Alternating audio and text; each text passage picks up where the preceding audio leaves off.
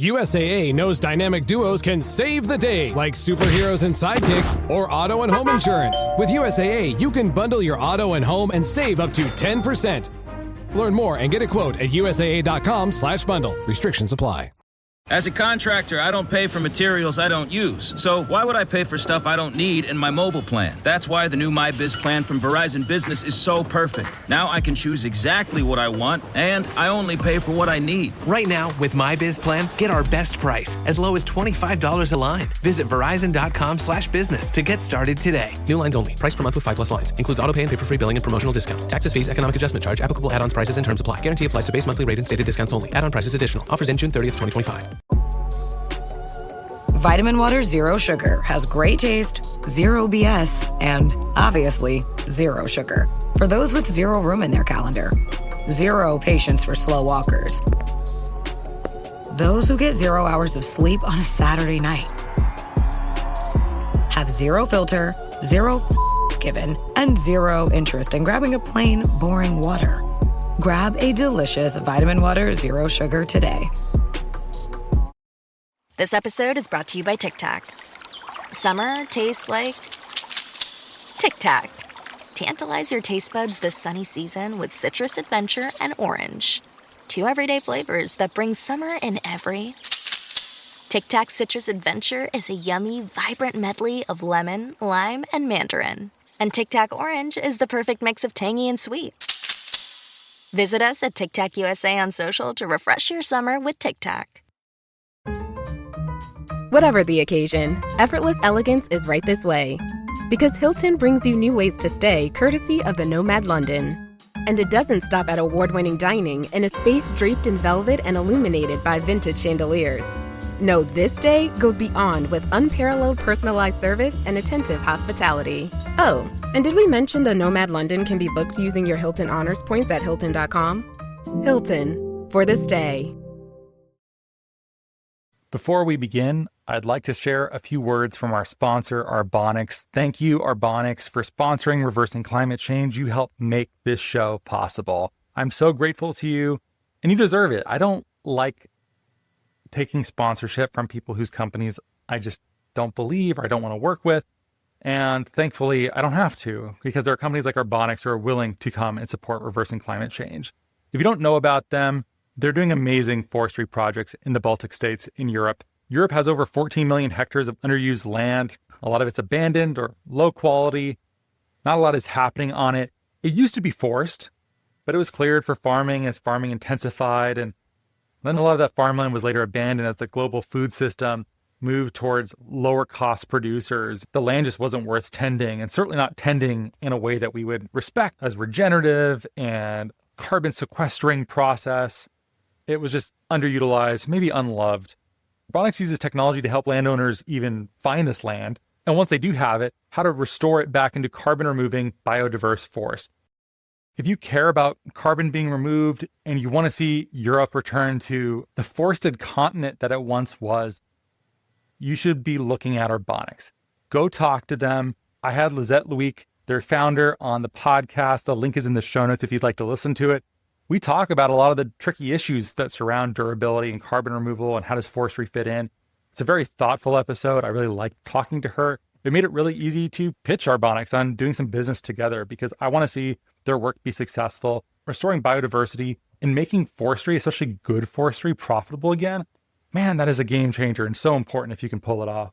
Thank you again, Arbonix. The link to check out Arbonix's website is in the show notes. You should listen to the show if you haven't heard it already that I do with Lizette. It will teach you quite a lot about how they think and what they're doing. And now we will feed back in to the rest of the show. So thank you for listening. Here it is.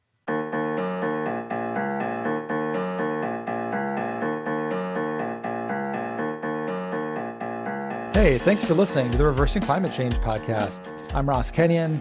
I'm a carbon removal entrepreneur. And today I have the pleasure of speaking with my friend Shantanu Agarwal, founder, CEO of Mati Carbon. You may know Mati because they just won the grand prize of the Carbon Removal XPRIZE funded by the Musk Foundation. That's right, the Musk Foundation, as in Elon Musk, $50 million. It's a really big deal in carbon removal. essentially everyone in the entire space applied for it, and Mati won the grand prize. We discuss all of the mechanics of the award and what Mati does, and that's all, to be expected of a podcast about a company and an entrepreneur. But something to keep in mind here that I think is really interesting is when we talk about when should one believe in one's vision and when should one ditch that vision, especially when you're doing things in a way that are so divergent from what people think will work. When you believe that what you want to do will work and no one else does, if you're right, then you are just in a fantastic position.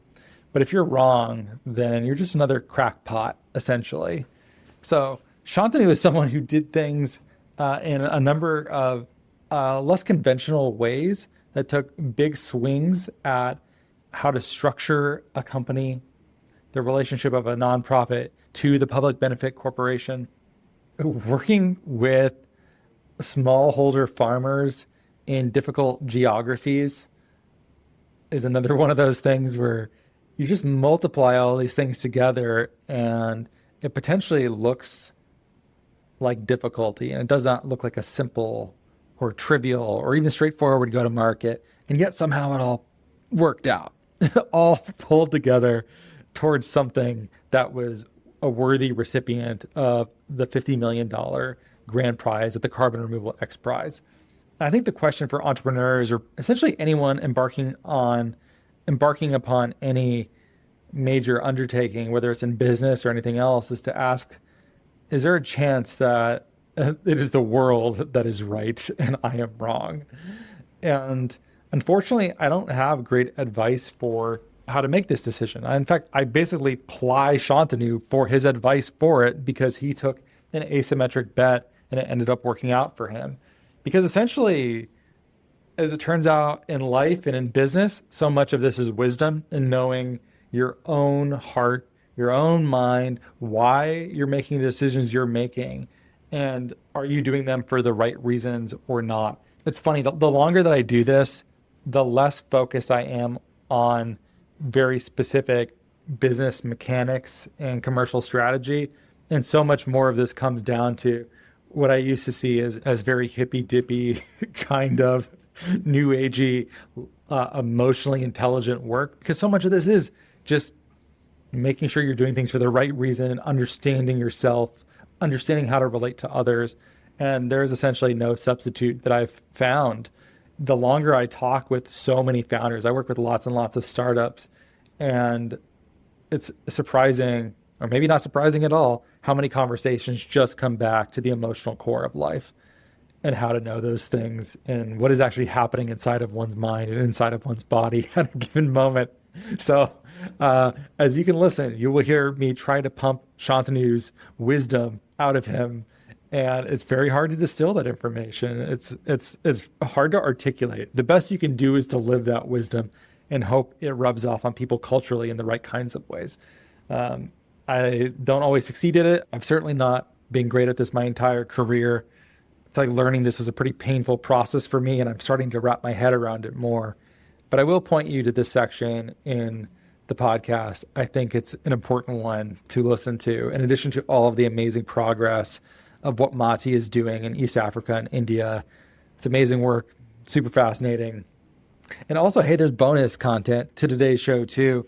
I asked Shantanu about some of the trade-offs of using silicate versus carbonate rocks and some of the questions around soil water measurement within enhanced weathering right now. So if you want some of those inside baseball, nerdy enhanced rock weathering questions, they're bonus content for $5 a month. You can get access to ad-free listening. So you'll still hear sponsorships at the beginning of the show that I read, but all of the programmatic stuff from Spotify will be taken out for you. You'll just have a straightforward listening experience. And there's bonus content, like if you want that detailed enhanced rock weathering content from Shantanu and I, that will exist. $5 a month, link in the show notes. There's also the ability to give a great rating and review on Spotify or Apple Podcasts. If you would do that, I'd be very grateful. But in any case, that's enough prelude. I hope you enjoy this conversation with the grand prize winner of the Carbon Removal XPRIZE. Here it is.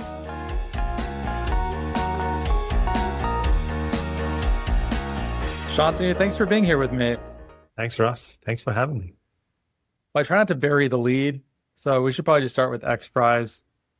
Mati is the grand prize winner of the Carbon Removal XPRIZE. What was that like, both the winning and the entire process leading up to it?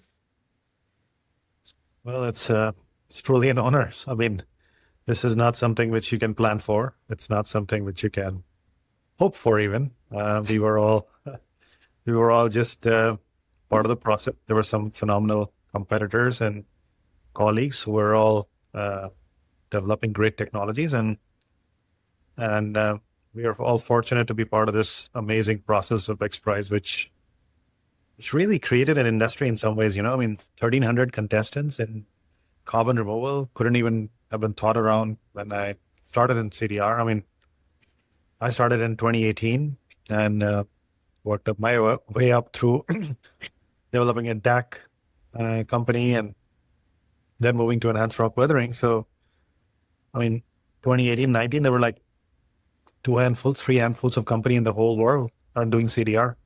Very, very few companies. And then this whole wave of CDR happened. And there's still a lot of economic and market things which have to break our way and sort of solve for. But the science and the technology has really come a long way, and lots of amazing technologies exist today because of XPRIZE.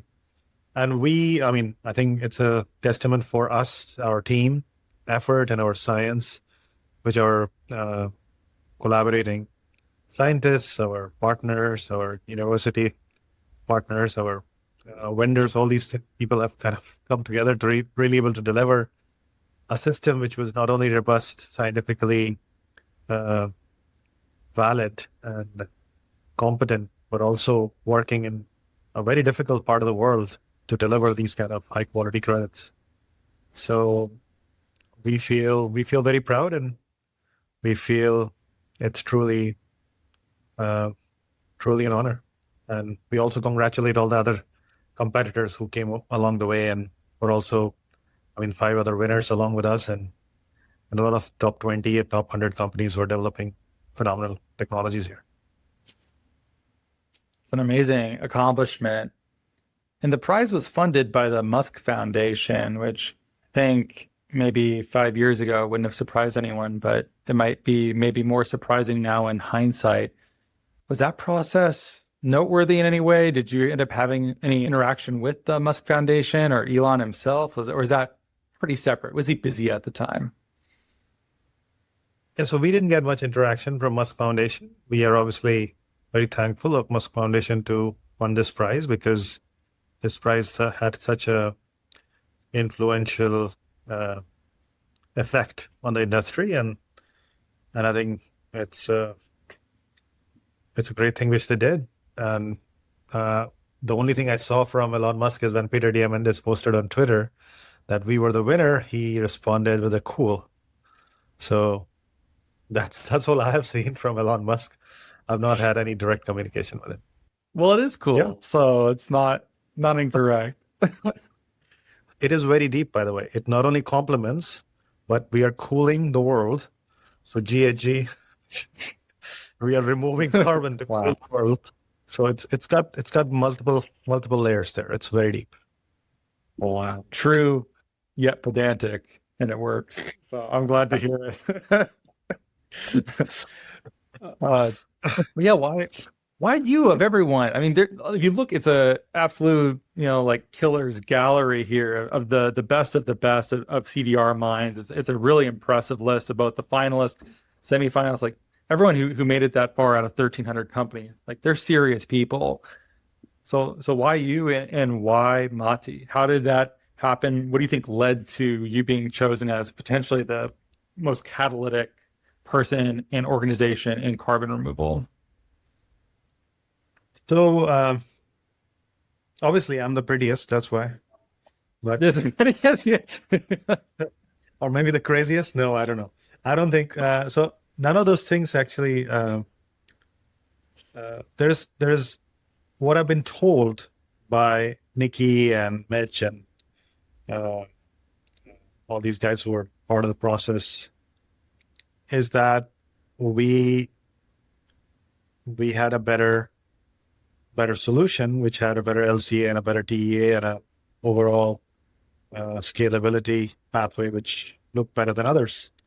That's what we've been told. So we believe them when they tell us that. I mean, we were just doing our job of trying to build a company around our mission, which is smallholder farmers as a part of the overall solution to removing carbon with enhanced rock weathering in their fields. And when we do that, we are not only working in the most degraded soils in the world, which not producing as well, and the productivity is quite low, but also at the same time, we're working in the global south, which is quite hot and in a lot of cases has a lot of rain. So all those things indirectly help weathering as well, because weathering is faster in hot, high flux environments with degraded soils. So I guess not only are we impacting farmers and increasing their incomes, which is kind of life-changing for them, but at the same time, we are in a pretty cool place on a geographic and climatic pathway, which allows for faster weathering. And it has a scalability potential where, more than 200 million farmers in our calculation could actually be benefited from this. That's 900 million acres planet-wide, which can actually be benefiting from this process and removing carbon. And if you actually are able to spread this across this land, then you can do multi-gigaton removal while supporting hundreds of millions of farmers. That's like 1/8 of the global population, 100 million farmers means 500 million people. 200 million farmers means 1 billion people, right? So, because it's, 1 billion people, right? It's like one in 8 people in the world who are some of the most climate vulnerable people can actually benefit from this. So I don't think it was a social impact decision which the judges made, but that's what we've been told. They were looking at the best technological MRV, the best LCA, best TEA, best sort of scientific basis of scaling a carbon removal process. That's what we were rated against. And also, I think one of the very important criteria was actually doing 1,000 tons of removal during the demonstration period. So showing proof that has happened. So I think we came through on all of these parameters and probably were better than others. So that gave us a win. That scalability question is so fascinating to me because while it's true that there are so many smallholder farmers and there's so much good work that can be done to help them, I've worked with individual farmers at my previous company, and the amount of work it is for the unit cost is really hard working with individual farmers. And these are often row croppers in the Midwest for whom their property is very legible. It's very easy to understand. You might face a lot of heterogeneity, unclear property tenure in some of these places. It's not big row cropping operations. And while that might look like scalability in the way that you see it, to me, it looks like the opposite of that. How did XPRIZE end up agreeing with you on that rather than with me? Because you're pretty, it sounds like. Yeah. Actually, we have developed a pretty robust tech stack. I think the first thing we attacked was the smallholder farmer problem. So when I went into doing this in 2022, the first thing people were saying was, this can't be done. You're basically going after something which is impossible. And the naysayers were predominantly all of them who were trying to sort of help me think through how I should build this. And everybody was saying, Shantanu, not really the right path. Think about something else. So the first thing we attacked was, how do we tackle smallholder farmers in an economically viable manner, which allows us to collect highly robust scientific data and create a trail of activities which allows us to audit everything and ensure that there is no cheating, no corner cutting, cradle to grave samples, data, all these things being tracked all through, and being able to sort of, in a very dispersed, discrete manner, execute in these places where there's some places there is no network even, there is no internet, there's no cell coverage. So you have to really build a set of tools for solving that. And that's kind of what we've been able to do. We've basically built a full-fledged ERP platform, enterprise resource planning platform, which kind of controls every little piece of what we do. And that allows us to operate in a lot of discrete, dispersed individual nodes while still maintaining high quality. So on a typical day, we might have 10,000 data points come into our system, or maybe even more, right? So all of them have to go in the right places, connect to the right entities, be recorded, be audited, be verified. We have machine learning, we have AI included, all of these things to really make it more robust. So we have basically built all the cutting edge technology, things which are out there, and brought it to a place where it solves for the smallholder farmer problem first, and then go into sort of, okay, now we've solved for the smallholder farmer problem and how to really tackle this kind of activity and logistics and operations. Now, how do we do carbon removal on top of that? So that is the reason we've been able to solve for what we're doing. If you go the reverse manner, typically you might get stuck into a lot of problems which will tell you that not worth it. No, don't do it. How much of the ways that you saw this are wet versus dry system? How much of them are actual humans there checking things? How much of it is Internet of Things, remote imaging and sensing, some mix between the two? Like, what actually makes this possible in a very detailed way? It's both. So I think in smallholder farmer setting, you cannot just rely on satellite. It's just not the way to be. And we like to actually be on the ground to verify most things ourselves, because at the end of the day, we want to deliver the most robust carbon removal for our customers. And that means that we want to be able to provide the quality assurance of each piece of data collection. So we have a lot of field personnel on the ground. And then we also use, obviously, the simple things, which are satellite data and remote sensing and all that, to really further enhance our systems. But yeah, I mean, you can't avoid, as you mentioned, the wet system. You actually need a wet system in these settings. Brace the rudders! Raise the sails! Raise the sails! Captain, an unidentified ship is approaching. Over. Roger. Wait, is that an enterprise sales solution? Reach sales professionals, not professional sailors. With LinkedIn ads, you can target the right people by industry, job title, and more. We'll even give you a $100 credit on your next campaign. Get started today at linkedin.com/results. Terms and conditions apply. Are your business expenses playing hide and seek?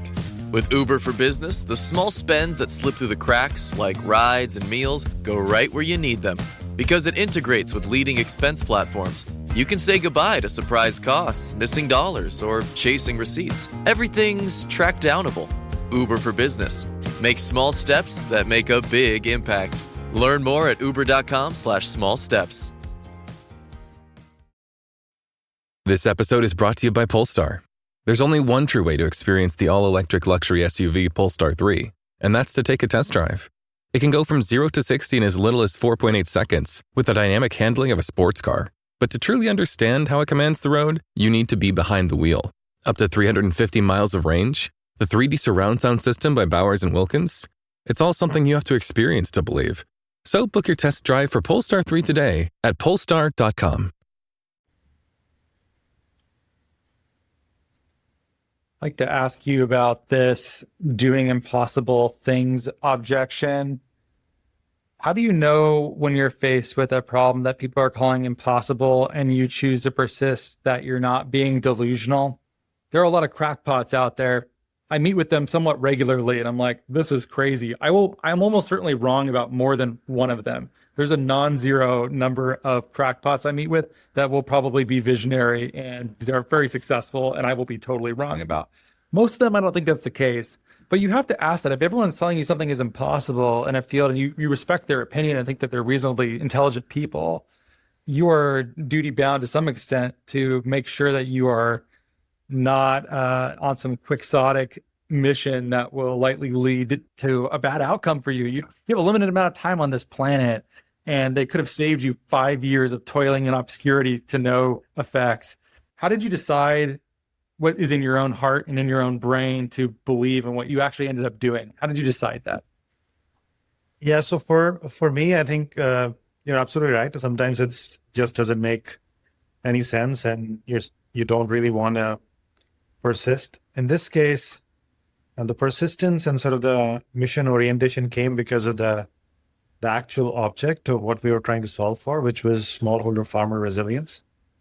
And some of these farmers were at literally the edge of survival and being wiped out right in front of our eyes in terms of being able to survive their way of life in the current setup and the current market mechanisms which have been created. These guys were not a viable class, and they essentially had to leave their farming and become migrant labor, sometimes even have to migrate thousands of miles away from their original lands to just survive for their families. So the reason I founded Mati was essentially to solve for this. Carbon removal was the only tool I have been working on for the last 5-6 years when I started this, and I was like, okay, this is the tool I have to use, and it could actually work out. But the mission for Mati continues to be the farmer. And to that extent, leaving the farmer, smallholder farmer, who I was mission bound to serve, didn't make any sense. Even if the naysayers were saying you're serving the wrong class of people, I said, but that is my mission, so I have to figure out a way to solve for that, because those are the people who need help, not the large industry of farmers who already have a ton of money. So the challenge which I was there to solve for was the smallholder farmer, and that gave me sort of the energy to really continue to persist and find a way around it. And had it been a pure mercenary exercise around Shantanu to make money and how to really maximize my returns, I would have probably taken different sorts of risks, which would have more aligned with conventional wisdom. Or maybe just not gone into carbon removal at all. Spent your time doing something else. That's true. Well, if money making was my object, then carbon removal may not have been the right choice. Crypto, has anybody heard about that? People made a lot of money. I've heard about crypto. Yeah. That could have been a better path for making money. I hear Bitcoin is $100,000 now. There you go, right there. Well, you can be mission focused though, and you also could have chosen a different type of carbon removal, especially if your goal is to help farmers that are vulnerable in the global south. Many people I know who work in biochar in those geographies are there for the same reason. How did you decide that enhanced rock weathering was the way to go rather than biochar? So I think biochar is a good pathway, but biochar has some very limiting restrictions compared to enhanced rock weathering, because biochar depends on the collection of biomass and then processing of biomass into biochar. And if you're truly wanting to take waste biomass, then collection makes you make a biochar system to be a dispersed system. That means it has to be a small scale system, which has to be dispersed all around where the material is available. That doesn't make it a very cost efficient system. So your price point goes up, and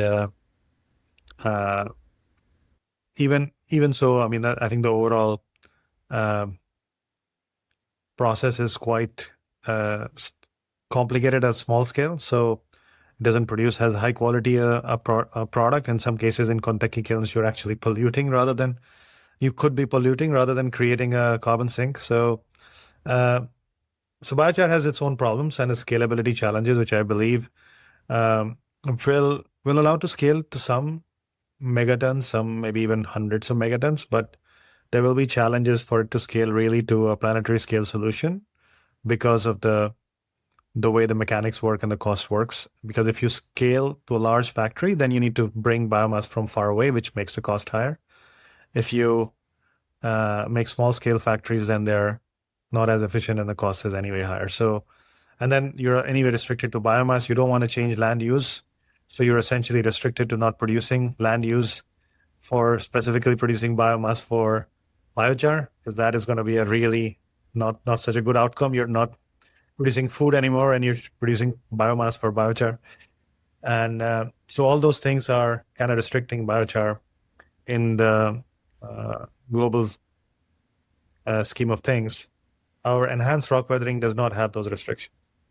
Enhanced rock weathering actually can scale quite significantly, and it has massive amounts of these rock deposits on the planet, which can be essentially durably and easily quarried. And in fact, they're already being quarried at scales which are, in India at least, for example, the rocks which are being quarried are probably 100x already of what could be a megaton scale of carbon removal, multi-megaton scale carbon removal. So they're already quarrying more rock than that existing. So you're not really requiring infrastructure change. You're not requiring new quarrying. You're not requiring any technology. And most importantly, you are not requiring new land use change. And you're essentially distributing existing farmlands to improve the degraded soils. So the scalability and the effectiveness of this pathway, which is also a natural pathway, which is very interesting because rock weathering is not a manufactured pathway. Biochar is not a natural thing. Biochar is humanly made, right? Rock weathering is natural, just like trees, as natural as it comes. No fear, huh? You're not going to anger the biochar people listening right now. No, I believe in biochar. I'm fine with biochar, but biochar is nature doesn't make biochar, does it? At least I don't know. I don't think nature pyrolyzes to. I mean, it might pyrolyze under the earth, but it doesn't really make biochar on the surface.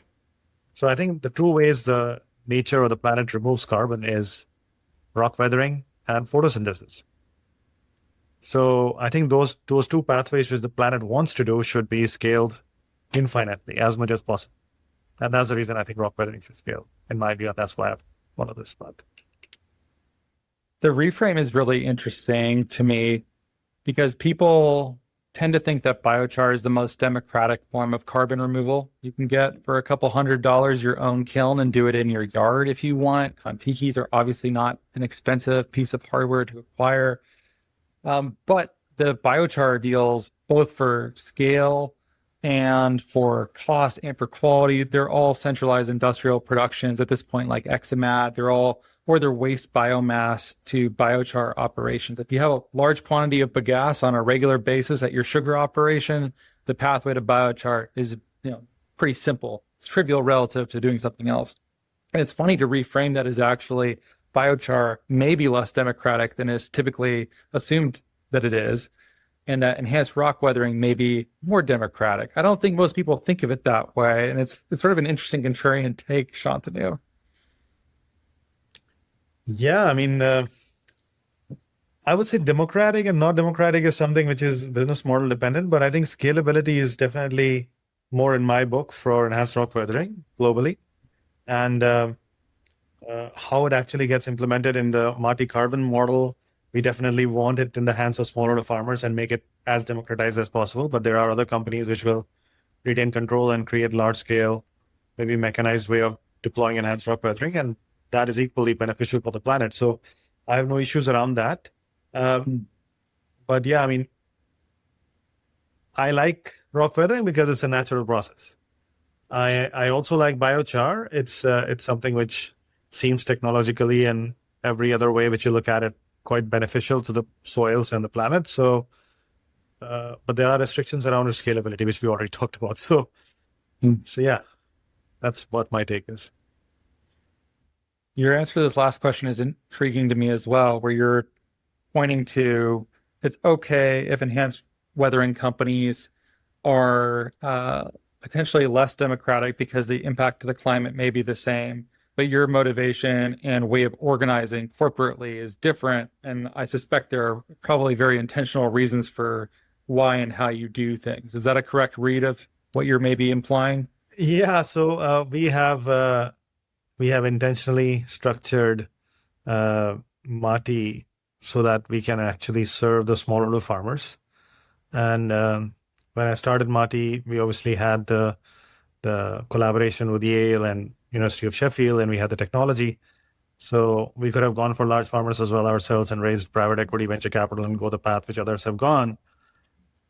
But as I told you earlier, my mission was a smallholder farmer who's the customer I was trying to benefit. So to that extent, we thought through that, are we better structured as a private equity funded company, or are we better structured as a company which can actually be serving the farmers and not taking equity return as the primary goal? So to that extent, we have not taken any equity till date. And that core technology company, Marty Carbon PBC, is essentially a controlled entity of a 501c3.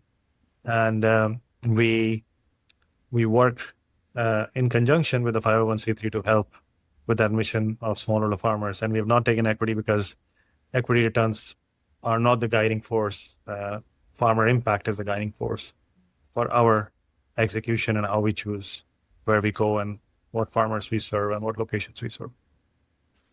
Yeah, Marty's governance structure has always been fascinating to me. Is there anyone else that's doing it quite like you, where you are almost entirely owned by a nonprofit entity?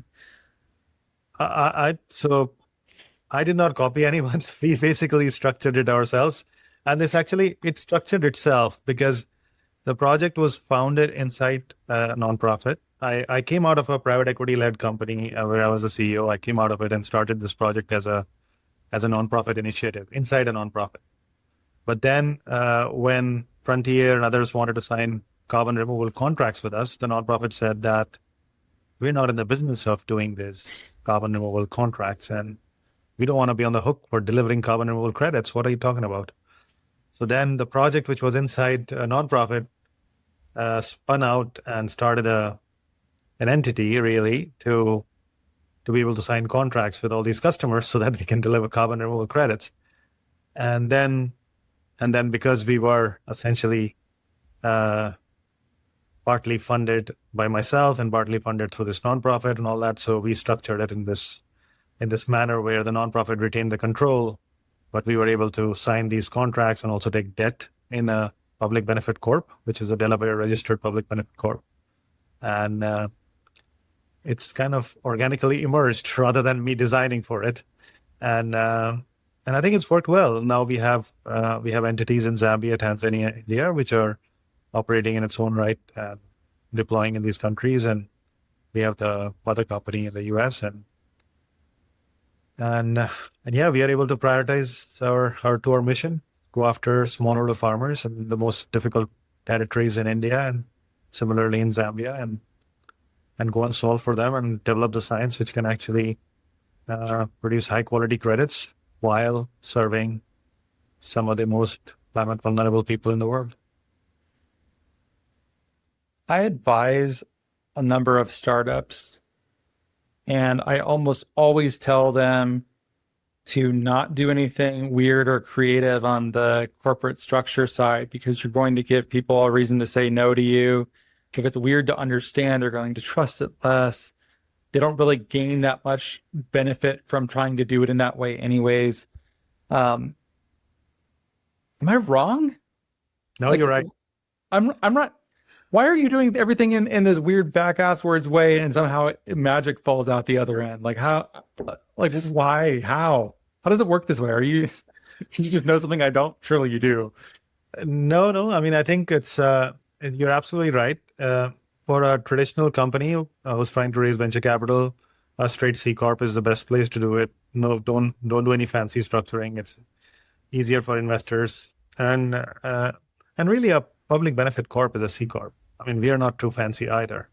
It's a C Corp with a mission, right? So it's a B Corp, really. And a B Corp is a mission-oriented C Corp.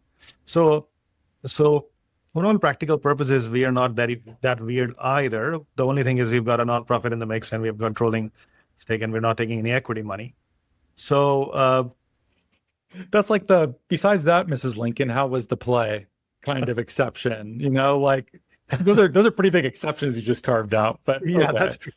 That's true. And there's a reason for that. I've explained to you that. So you're absolutely right. I mean, I have started a few companies in my life. I was a private equity partner. I've invested in more than 15 companies in my life. I've been on 10, 12 boards, maybe 15 boards. So I am absolutely in agreement with your point that don't do weird things. Stay focused on your product and technology and business rather than trying to do creative structuring, because that's not where the value is going to be created. The value is going to be created from your product and your delivery of that product. So I think that's how I would recommend to anybody who's starting a company. And in our case, really, we haven't done anything fancy either. This has all fallen out of organically of what we were trying to do. We have not spent time and energy to try to sort of strategize towards this structure. As I told you, this kind of started as a project to serve the farmers, and it became PBC after that because we had to sign some contracts, and it essentially organically emerged as the most convenient way of operating the way we are operating. Is it possible to draw general conclusions about your success at this point that people listening might be able to emulate? So I would say success is relative, and in the carbon removal world today, I think we are all kind of still in the throes of trying to succeed. I would not call ourselves successful. A big check from XPRIZE is really not success. It's essentially an opportunity to succeed. So we have to do a lot of work here to really succeed. And a successful business is one which has got tons of customers, tons of repeat customers, tons of product already delivered, tons of repeat cycling of this product delivery mechanism which is happening. And probably 2025 was the first year where we will deliver some substantial amount of tons to our customers. We did some deliveries like 900, 800, 900 tons last year. But this year we're going to do a bunch of thousands of tons to our customers. So I think success is defined by EBITDA break-even business, which is, or EBITDA positive business, making profits, making their customers repeat customers and continuously delivering on their promises. And Marty still has to do that. So we've got a lot of work ahead of us. We have got a huge vote of confidence from XPRIZE and the judges and the auditors and the technology evaluators that we have one of the highest potential to do that. But I think still a long way to go to succeed. So I would say nothing to emulate here yet, but what you can emulate is that we are extremely mission focused and we are very lean. We operate lean. We do not have any excess spending. Even with $50 million in the bag, we are not going to be just drunken sailors spending here. We're going to be extremely careful about how we spend our money. And we want to stretch this money as far as possible and bring more money in to really deliver for the 100 million farmers. I mean, the type of challenge we have taken on upon ourselves is such a huge challenge that 50 million is just a drop in the bucket. I mean, 100 million farmers in the world where we can actually deliver $30 billion of annual increased income to these farmers if we actually do this right over the next 20, 25 years. 50 million is nothing in front of it. So this is our impetus. This is our catalyst to allow us to run towards the longer term vision. And let's hope we can achieve that. And once we do that, then I'll call ourselves successful. Not yet. Humble almost to a fault, Shantanu, I have to say. Could I infer from your work that maybe a piece of advice you could give is that you're focused on farmers, you're focused on agricultural resilience in the global south, and it almost seems that carbon removal may be a byproduct of that focus rather than the thing itself. It's about farmers, not about parts per million in the atmosphere. I don't even know if you would agree with that. But is that the kind of focus that someone might be able to build a company around that might see carbon removal as a secondary product that is something that you could endorse? So we have only got one tool in our one arrow in our quiver, which is carbon removal to make money, right? So yes, our mission and our target is the farmer who we want to create an impact for. But the way we create that impact, the way we create that value is through carbon removal. So yes, we have put the farmer first because that's how we have basically structured our solutions. And that has actually in very strange ways benefited our carbon removal as well, because the carbon removal, as I said to you, in some of these countries is actually better. The weathering is better because of the conditions there are. So both of those things are intertwined. We pride ourselves to be one of the most robust and scientifically mature and working very hard in terms of R&D to continue to sort of improve that maturity for the MRV in terms of enhanced rock weathering science. And so carbon removal is definitely the tool which we're using, and we are a carbon removal technology company, but our mission to benefit remains the farmer. So I think you have to figure out what your mission is always. As a company, if a new company wants to think about what they want to do, you have to figure out what your mission is. What is the problem you're trying to solve? And that'll give you purpose. That'll give you the sort of creative thinking, creative ideas to how do I actually solve for that? And that's where innovation and new ideas will come from. Thanks for being on, Shantanu. We've wanted to do this for a long time. I'm so glad it's finally happened. Thanks for being on Reversing Climate Change. Thank you, Russ. It was my pleasure, and I hope people enjoyed this. We are trying to build a phenomenon and a planetary scale solution, and we want to work across the whole global south. So people who want to join forces with us, please let us know. You can write to us at contact@mati.earth. Our website is mati.earth. And please feel free to contact us and reach out, and love to collaborate. That's great. And links to all of those things are in the show notes too, if you'd like to get in touch with Shantanu and Mati. Thanks again, Shantanu. Thank you, Russ.